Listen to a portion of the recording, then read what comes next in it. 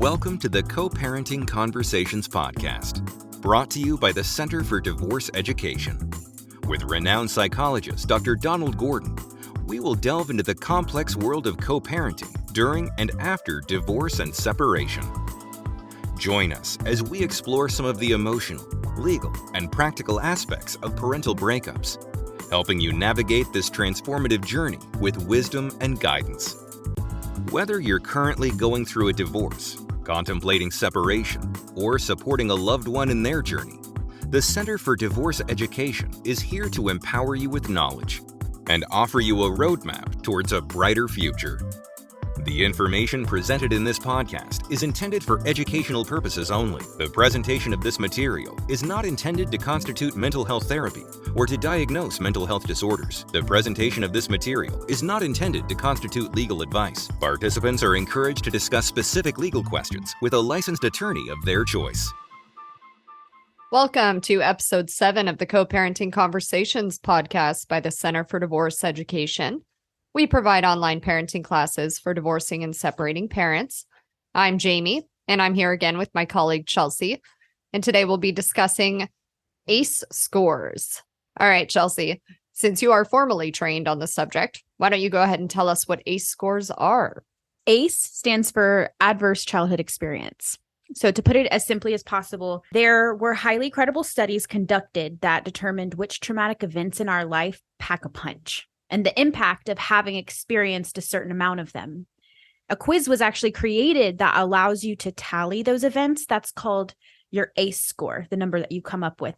The higher your ACE score, the more at risk you are to trials and tribulations in adulthood, which, by the way, you can find that quiz within some of our online parenting classes, as well as on the resources page of our website. So adverse childhood experiences, basically childhood traumas, right? Pretty much. A few of the most common adverse childhood experiences are physical abuse, substance abuse, and surprise, surprise, divorce and separation.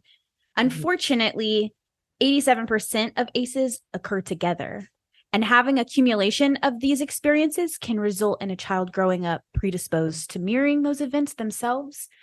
Chronic mental illness, cancer, homelessness, and the list just goes on and on. Most dramatically, though, ACEs can actually take years off of your lifespan.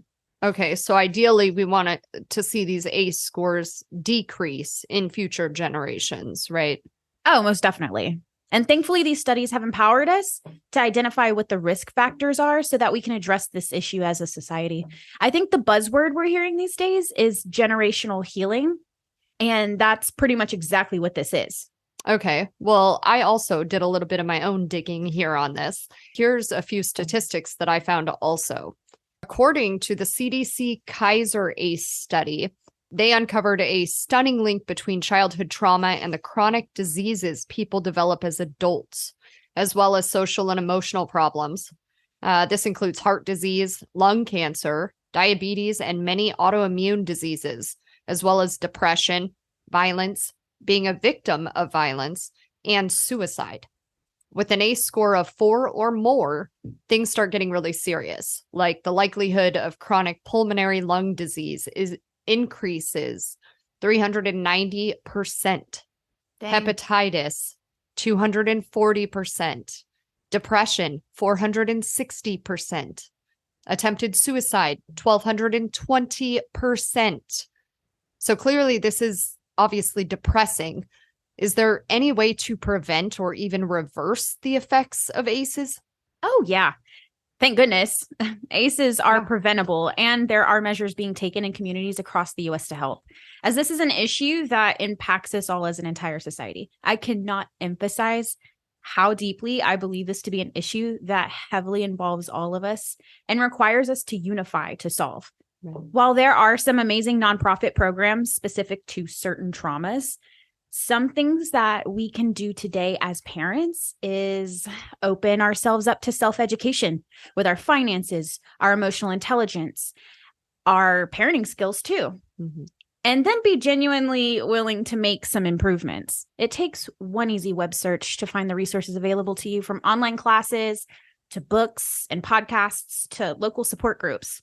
Also, we can work to break the stigma with our daily conversations. Don't allow your struggles to become a taboo topic that remains unaddressed.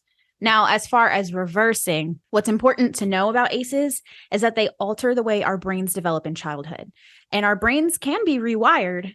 Right. There are now evidence-based therapy techniques proven to help mitigate the effects of the traumas you've experienced. There are also other intervention programs available to those who are most significantly impacted. A great place to start would be to speak with a licensed mental health professional. I really have to say to parents who are listening, while it isn't your fault that you've experienced childhood trauma, it is your responsibility to address how you allow it to impact you and those around you, including your children. None of us are above needing a hand in this matter. Let's go ahead and get Dr. Dawn on here. Dr. Dawn? Okay, Chelsea mentioned that there are skills that our classes teach that can help with the damage from childhood trauma that we as parents can do to put ourselves in better shape to parent our kids. Right. And one of the things that we teach is how to calm yourself. We learn in these classes that when you're not handling a situation well, you're having conflict with your ex, you're most likely in a fight or flight mode. That means your amygdala is activated. You can't show compassion, sympathy, empathy, reasoning when you're in the fight or flight mode. You're either going to run away or you're going to fight. And so we teach skills to get yourself out of that fight or flight mode. And especially when you start to notice it, like you're noticing your muscles are tensing up. Simple things like taking some deep breaths, just focusing on the sound of the breathing, feeling some gratitude for what's going on in your life currently that's good. We teach communication skills so you can learn to communicate respectfully with your former partner so that you won't trigger them and provoke them.